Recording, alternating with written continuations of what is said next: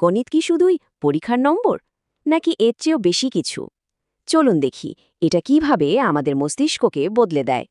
কিন্তু তার আগে একটা প্রশ্ন, আমরা কি আসলেই আমাদের মস্তিষ্ককে বদলাতে পারি?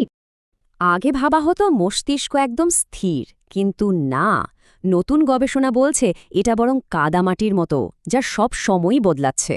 ভাবা যায় এআই শুধু ব্রেইন স্ক্যান দেখেই বলে দিতে পারে কেউ গণিত চর্চা করে কিনা।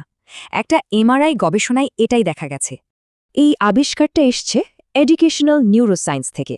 এই ফিল্ডটা পড়াশোনা আর ব্রেনের সম্পর্ক নিয়ে কাজ করে।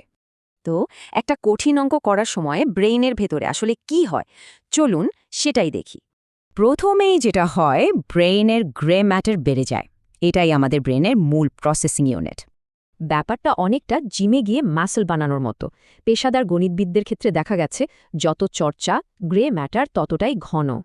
একে বলে অভিজ্ঞতা নির্ভর প্লাস্টিসিটি, মানে ব্রেন তার ওপর যা চাপ পড়ে সেভাবেই নিজেকে গড়ে তোলে।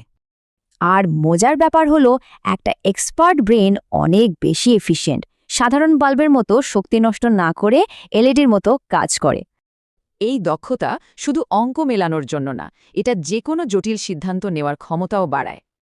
তাহলে মোট পরিবর্তন 4টি: গ্রে ম্যাটার বাড়ি, নিউরাল এফিসিয়েন্সি বাড়ি, নিউরোট্রান্সমিটার লেভেল বদলায়, আর হিপোক্যাম্পাস কানেকশনও শক্তিশালী হয়।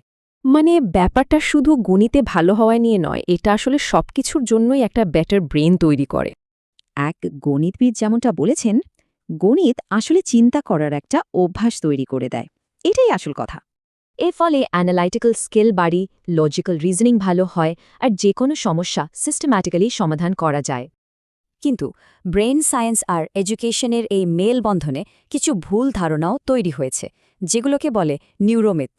তাহলে চলুন ফ্যাক্ট আর ফিকশন একটু আলাদা করা যাক। যেমন লেফট ব্রেন বনাম রাইট ব্রেন একটা মিথ, কারণ দুটোই একসাথে কাজ করে। লার্নিং স্টাইলেরও কোনো ভিত্তি নেই, আর ব্রেনের শেখার ক্ষমতা সারা জীবন থাকে। মানে বিজ্ঞান পরিষ্কার বলছে ব্রেইনের বদলানোর ক্ষমতার কোনো এক্সপায়ারি ডেট নেই।